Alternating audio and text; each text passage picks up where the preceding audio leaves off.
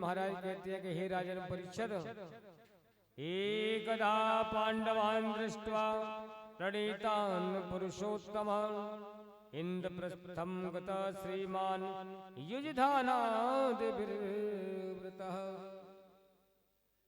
यहाँ पर हस्तिनापुर में यानी पांडवों के यहाँ पर जब कोई भी विशेष सलाह मशवरा होता है तो भगवान श्याम सुंदर को जरूर बुलाते हैं। उन्होंने भगवान श्याम सुंदर बुलाए हैं किसी काम से।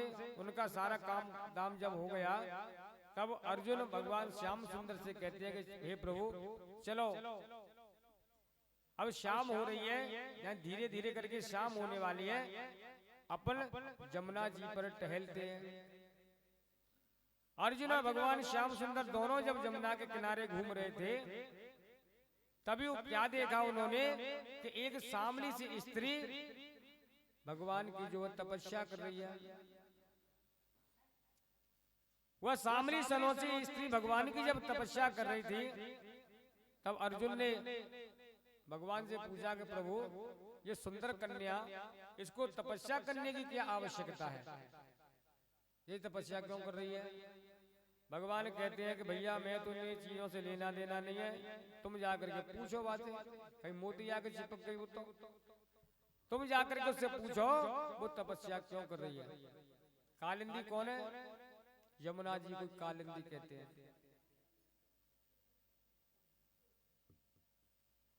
भगवान सूर्य की पुत्री है यमुना जी, यमराज जी। यहाँ पर अर्जुन ने जैसे ही पूछा उससे कि हे बाले तुम यहाँ पर बैठ करके तपस्या क्यों कर रही हो, क्या है तुम्हारे मन के अंदर?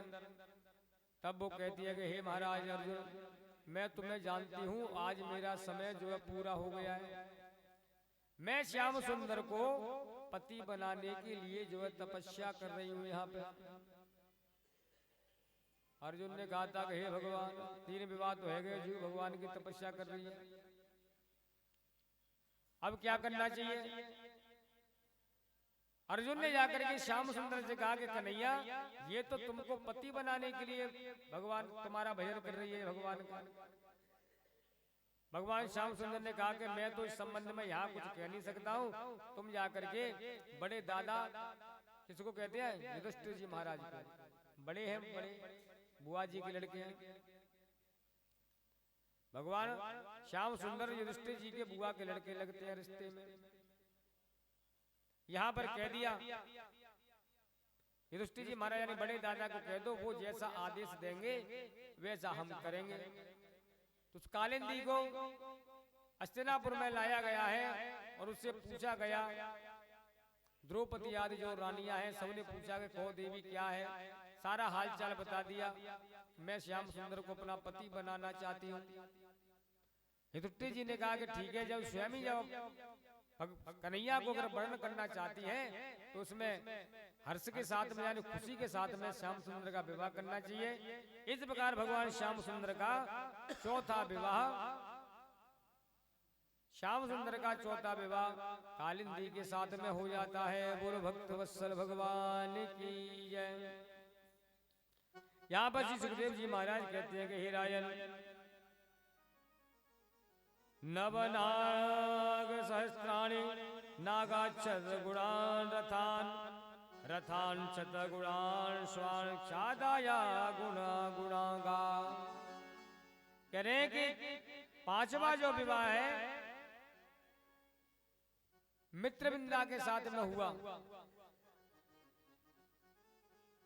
मित्रविंदा उज्जैन के पास की रहने वाली थी। ऐसी उसका विवाह किसी दूसरे राजकुमार के साथ में किया जा रहा था। उसने भी रुक्मणी की तरह भगवान श्याम सुंदर को पत्र लिखा कि प्रभु आप मेरा हरण करके ले जाओ, नहीं तो मैं जो मर जाऊंगी। आज भगवान श्याम सुंदर को जैसे भी पत्र प्राप्त हुआ है तो भगवान श्याम सुंदर स्वयंवर से ही मृत्यु को उठा करके ले आए। इस प्रकार भगवान श्याम सुंदर का 5वें नंबर का विवाह होता है। 6ठे नंबर का विवाह होता है नग्नजिति के साथ में। नागनिजित नाम के जो महाराज थे उनके पास में 7 बैल थे। 7 बड़े धुरंधर खूंखार बैल, और कह दिया कि जो इन बैलों की नाक में एक साथ नाथ डाल देगा, नाथ होती ना वो रस्सी पड़ी रहती है नाक में बैलों की, कह रहे हैं कि जो एक साथ बैलों की नाक में जो नाथ डाल देगा उसके साथ में मैं अपनी पुत्री का विवाह करूंगा। और उस राजकुमारी अत्यंत सुंदर थी, नग्न थी। उसकी सुंदरता पर मोहित होकर के कई राजकुमार अपने प्राण धो बैठे। बड़े दुर्दांत बैल थे, जो भी उन बैलों के सामने आया एक टक्कर मारी नहीं कि वो धराशायी हुआ नहीं। भगवान श्याम सुंदर जब वहां पर पहुंचते हैं तब उन्होंने 7 रूप धारण किए और 7 बैलों की नाक में एक साथ जगन्नाथ डाल करके नग्न स्त्री के साथ में भगवान का विवाह होता है। इस प्रकार भगवान का 6 विवाह हो जाते हैं।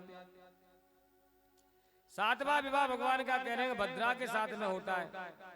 भद्रा जो है माता पिता की आज्ञा से विवाह हो जाता है। ये एक ऐसा विवाह था जो सुख शांति में भगवान का हुआ था। माता पिता की मर्जी थी। भद्रा ने अपने माता पिता से कहा कि पिताजी मैं श्याम सुंदर को वर्ण करती हूँ। तब उनके पिताजी ने भी कह दिया कि ठीक है पुत्री, हम द्वारका में संदेश भेजेंगे, अगर वो चाहेंगे तो आपका विवाह हम श्याम सुंदर के साथ में कर देंगे।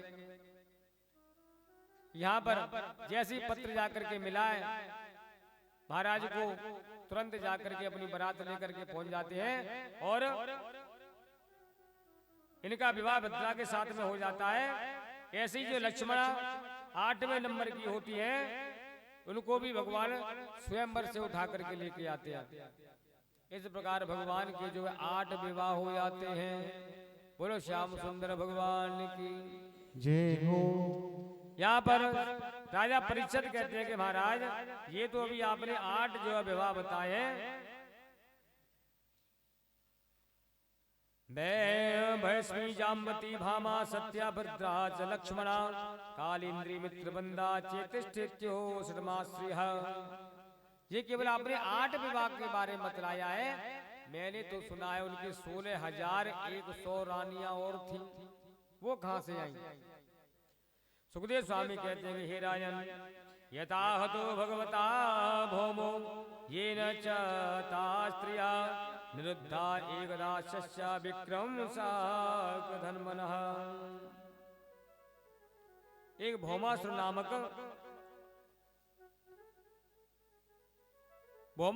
एक राक्षस था, पृथ्वी का वो पुत्र था। उसने क्या किया, 16,000 कन्याओं को अपने बंधन में बंद कर लिया, जेल खाने में। उसका प्रण था कि जब ये 16,108 हो जाएंगी या 10 हो जाएंगी तब मैं इनके साथ में एक साथ जो है विवाह करूंगा या इनकी मैं बलि चढ़ा दूंगा। लेकिन वो पूरी नहीं हो पा रही थी किसी कारणवश। तो जो राजकुमारियां थी, ऐसी वजह नहीं थी, वो सारी की सारी राजकुमारियां थी।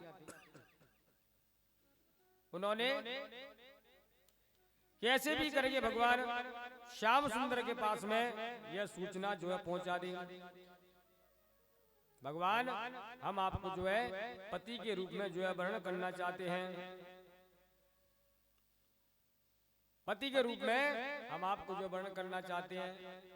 भगवान के पास में जब सूचना मिलती है, भगवान ने कहा कि ठीक हो, हम तुमको भौमासुर के चंगुल से जरूर छुड़ाएंगे। इतने में एक लीला क्या घटती है, नारद जी महाराज आए और नारद जी जब आते हैं तो नारद जी भगवान श्याम सुंदर बैठे हुए थे, उनसे मिलने के लिए नारद जी महाराज आए और उनके बगल में बैठी थी सत्यभामा। सत्यभामा के गुरुजी थे। सत्यभामा ने नारद जी को अपना गुरु बना लिया था, तो अपनी चेला से मिलने के लिए गुरुजी पहुंचे नारद जी महाराज। भगवान ने कहा कि घर सबन के घर में खटपट करवा दी हमने, पर जब कन्हैया के घर में खटपट ना करवाई, आज जिन्हें देखो जाए। तो आज नारद जी के हाथ में कल्प वृक्ष है, उसका जो फूल था उनके हाथ में, पारिजातक का। और जाकर के उन्होंने कन्हैया से प्रणाम किया और वो जो पुष्प था वो लेकर के उन्होंने श्याम सुंदर को दे दिया। और श्याम सुंदर ने उस पुष्प को लेकर के रुक्मणी जी के हाथ में पकड़ा दिया या उनके बालों में लगा दिया, बालों में लगा दिया रुक्मणी जी के में। और कन्हैया चले गए उनको प्रणाम करके, क्योंकि नारद जी तो अपने चेला से मिलने आए, उनको ज्यादा मतलब नहीं था कन्हैया को। रुक्मणी जी अलग चली गई, कन्हैया अलग चले गए। इधर में नारद जी ने सत्यभामा से कहा कि सत्यभामा हमारी तो नाक कट गई है। गुरु जी ऐसा का है? अरे तू कछु मत पूछे, ते संग में इतनो जो दुराचार है रो यार। नहीं गुरु जी ऐसी तो कोई बात ना। अरे हमने अपनी आंखें से देखो है, हम कैसे मान लेते ही बात। अरे मैं कितनी दूर से एक पुष्प लेकर के आयो पारिजातक को। अगर श्याम सुंदर का तोते प्रेम करते तो वह पुष्प तो को ही देते। रुक्मणी के बालन में काय को लगा दो वो फूल। हाँ क्या तो तुम सही रहे हो गुरु जी एकदम से। हम तो तुमसे सही कह रहे हैं, गलत कैसे कह रहे तुमसे, यो बताओ अब क्या करना चाहिए? अब तो तुम जानो, तुम्हारा काम जाने क्या करना चाहिए। ऐसा जब कह दिया और भड़का के नारद जी तो निकल गए। अब जाके भगवान की नाट पटरानियों में सबसे ज्यादा गुस्सा होती है ये सत्यभामा। यहां पर कह रहे हैं सत्यभामा सबसे ज्यादा गुस्सा क्यों होती है? क्योंकि बाकी घर से पैसा बहुत आवे, ताकि घर से दहेज ज्यादा आवे ना, ते लड़की ज्यादा नाक छिड़ के जरूर बोले हमारे बाप ने तो तेग दे, हमारे बाप ने तो तेग दे। यहाँ पे सत्यभामा चिड़ी चिड़ी रहती है क्योंकि ज्यादा पैसा, क्योंकि उसके बाप की मणि है भाई। वो मणि जो है डेली 20 तोला सोना, 96 तोला सोना देती है। 96 डेढ़ भार का मतलब होता है 96 तोला सोना। और जिसके घर में 96 तोला सोना रोज आवे तो बाकी तो ठाटे ही कुछ अलग हो गए। बिगड़ गई सत्यभामा और कह रही है कन्हैया तुमने हमारे साथ में अच्छो ना करो। कहो देवी ऐसी क्या बात है? अरे तुम तो बड़ी दीदी प्रेम ज्यादा करो, हमसे प्रेम ना करो। तुम तो बड़ी दीदी से ज्यादा प्रेम करते हो। देवी ऐसी बात नहीं है, आखिर बात क्या है? अरे मेरे गुरुजी एक फूल लेकर के आए, वो फूल तुमने बड़ी दीदी के बालन में लगा दो, हमारे बालन में क्यों ना लगाया?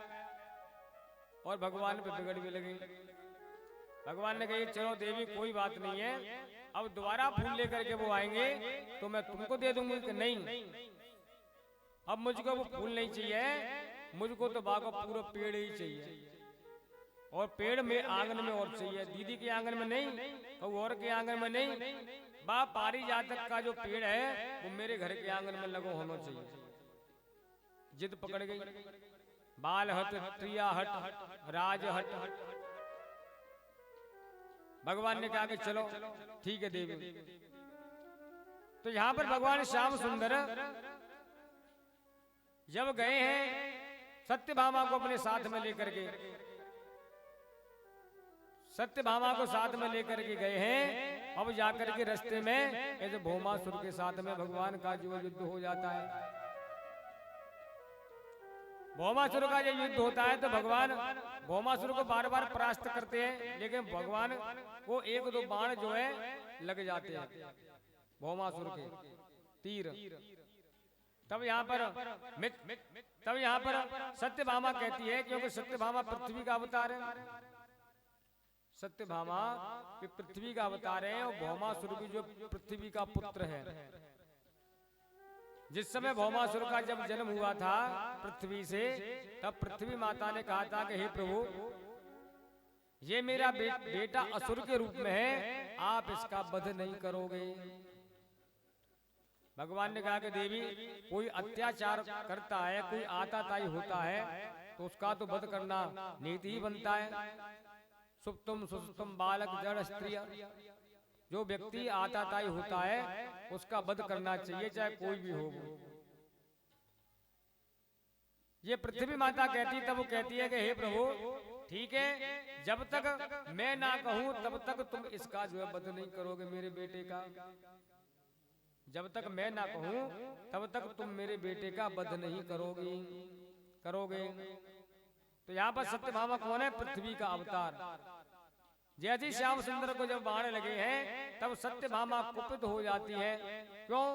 क्योंकि पति धर्म के सामने पुत्र का धर्म कमजोर पड़ जाता है। जैसे मैंने परसों आपको बताया था, पति एक पतिव्रता स्त्री के लिए पति ही जो है सर्वे सर्वा जो होता है।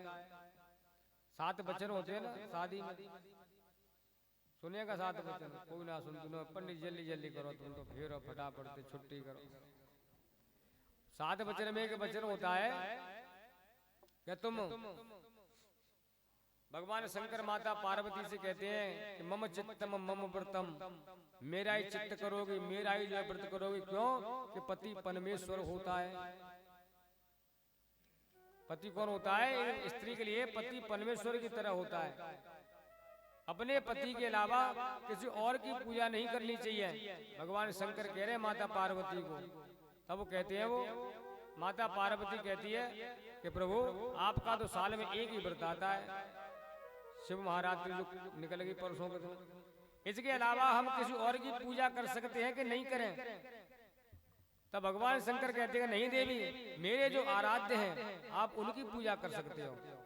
जन्माष्टमी का व्रत है, रामनवमी है, यानी भगवान संबंधी जो व्रत है आप उन व्रत को कर सकते हो। और आजकल दुनिया भर के व्रत फैल गए हैं, ना जाने कौन कौन से बाबा जी के व्रत चलने लग गए हैं, ना जाने कौन कौन से भूतन ने मजार पूजने लग गए हैं। जी बाबा जी जाके ढोक दो, आगे ढोक दो। वहां पे शंकर भगवान इसी चीज को मना करते हैं, कहते हैं कि देवी केवल करना है भगवान का चिंतन करो। सबसे पहले पति और दूसरे नंबर पे भगवान है, वही जो है भगवान का जो दूसरा जो वरदान होता है। लेकिन अब को वो ध्यान ना देती हो तो जो देख लेंगे फलानी जगह फलाना बाबा जी आवे और लंबी दंडवत देंगे, महाराज तुम्हारी जय हो, गुरुदेव तुम्हारी जय हो, चाहे कैसी जाति को हो, जो को फर्क ना पड़ना। वो तो दाढ़ी बना ले है, कहते ना कि राण मरी और संपत्ति नासी और मूड मुड़ाए भय सन्यासी। तो यहाँ पर कह रहे हैं किसी और का चिंतन जो है नहीं करना चाहिए। यहाँ पर जैसे भगवान श्याम सुंदर को जब बाण लगे हैं तब जो पृथ्वी सत्यभामा का जो अवतार है भगवान श्याम सुंदर के आगे खड़े हो जाती है और कहती है कि प्रभु तुम जाकर के इसका वध क्यों नहीं कर देते हो?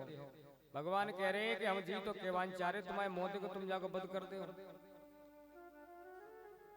क्योंकि वरदान दिया था भगवान ने कि जब तक तुम नहीं कहोगे तब तक मैं तुम्हारे बेटे को नहीं मारूंगा। आज सत्यभामा ने कह दिया कि प्रभु आप इसका वध क्यों नहीं कर देते हो? तो भगवान श्याम सुंदर ने अपने सुदर्शन के द्वारा उसका जो गोविंदाय नमो नमः कर दिया। बोलो भक्त वत्सल भगवान की जय हो। इधर में 16,100 जो कन्याएं हैं उनको भगवान ने जो रिहा किया, जेल में से बाहर निकाला और कहा कि जाओ देवी अब तुम अपने अपने घर को जाओ। लेकिन वो घर नहीं आया, झुंड बना के खड़ी है सब की सब भगवान को घेर के। भगवान ने कहा कि देवी तुम वो घेर के क्या को खड़ी हो, जाओ अपनी मैया बाप के यहाँ पे, अब तुम जो रिहा है गए जेल खाने।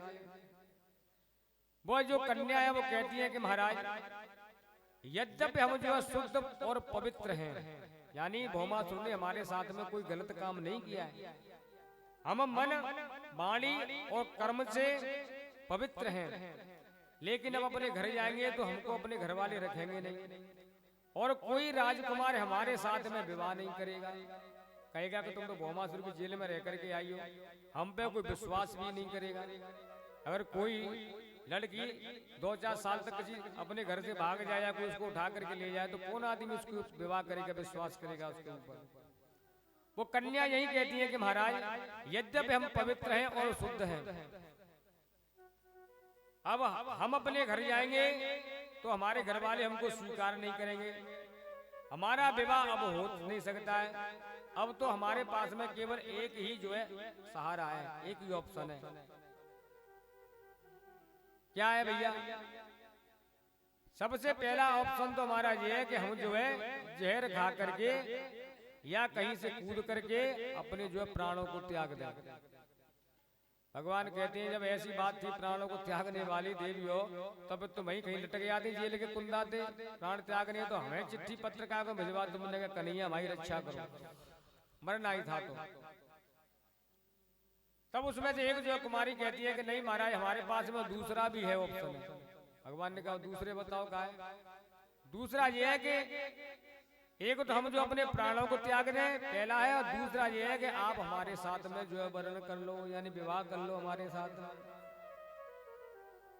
तब भगवान ने यहाँ सत्यभामा से ऐसी ऐसी जब बात कही जाकर के, तो सत्यभामा ने कहा कि ठीक है स्वामी, किसी की जो है जान बचाना सबसे परम जो है धर्म है, और ये तो आपके साथ में विवाह करना चाहती है। हम भी चाहते हैं कि चलो कन्याओं की रक्षा हो जाए, आपका विवाह हो जाए। जैसी महाराज आपकी 8 है वैसी 16,100 और सही, क्या फर्क पड़ना। तब यहाँ पर 16,100 जो है कन्या है, उनके साथ में इतनी वेदी बना करके और भगवान ने इतनी जो रूप धारण करके उनके साथ में जो विवाह किया और उनको अपनी द्वारका में पहुंचा दिया। बोलो भक्त वत्सल भगवान की। अब यहाँ पर सत्यभामा कह रही है कि प्रभु अब चलो यहाँ से।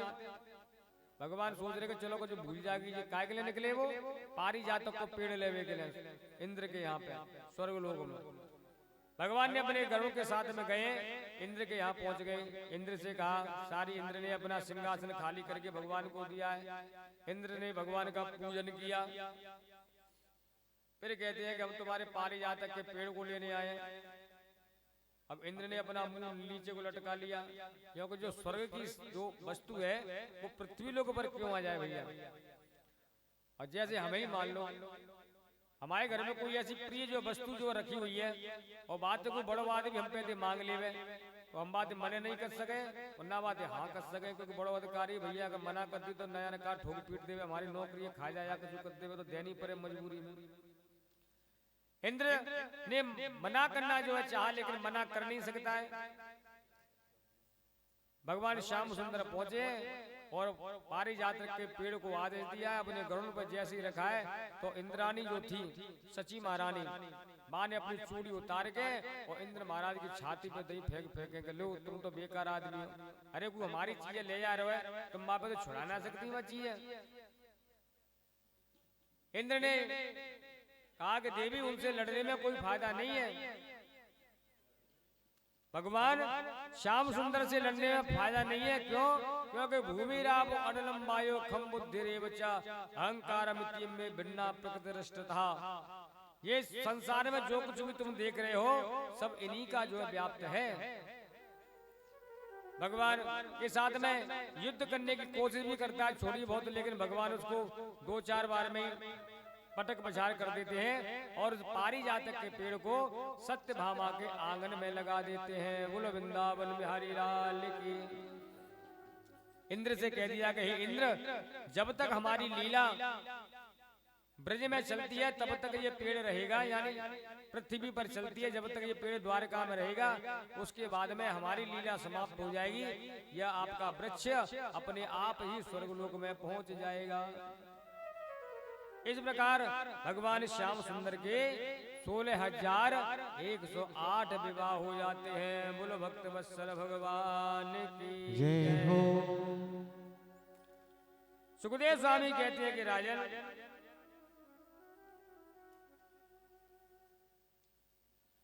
इधर में भगवान जो श्याम सुंदर है उनकी बड़ी सुंदर सुंदर जो लीला चल रही है। भगवान के कितने हो गए?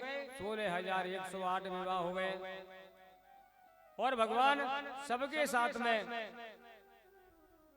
बड़ा सुंदर जो है व्यवहार होता है, सबके हंसी खुशी के साथ में रहते हैं। और भगवान श्याम सुंदर का एक एक रानी के साथ में 10-10 बेटे और एक एक जो है कन्या का जो जन्म होता है।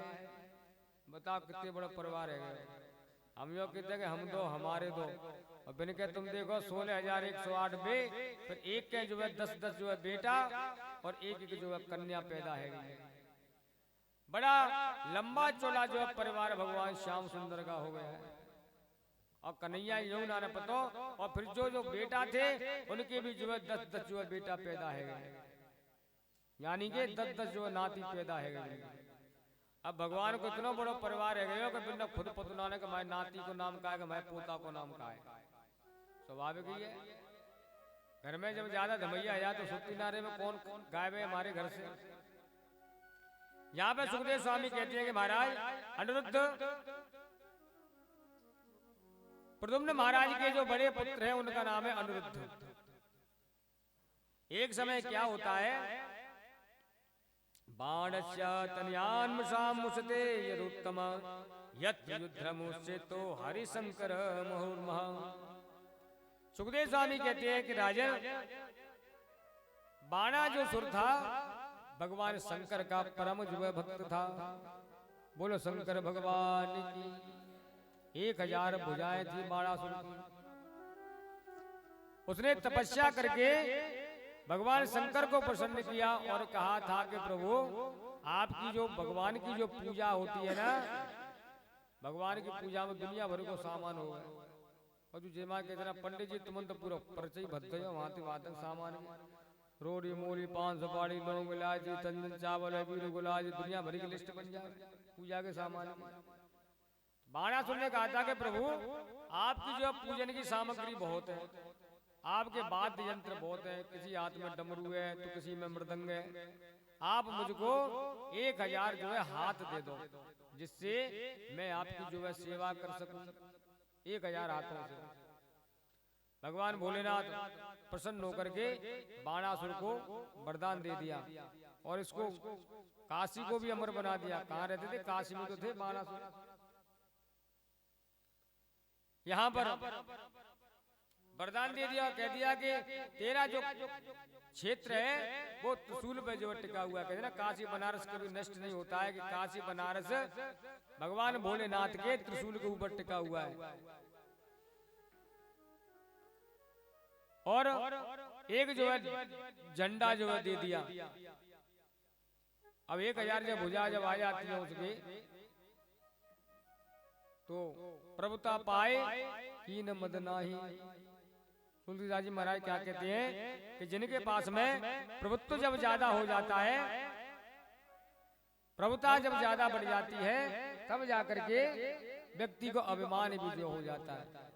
इसलिए तो कहते हैं कि व्यक्ति को जीवन में ज्यादा सरल भी नहीं होना चाहिए।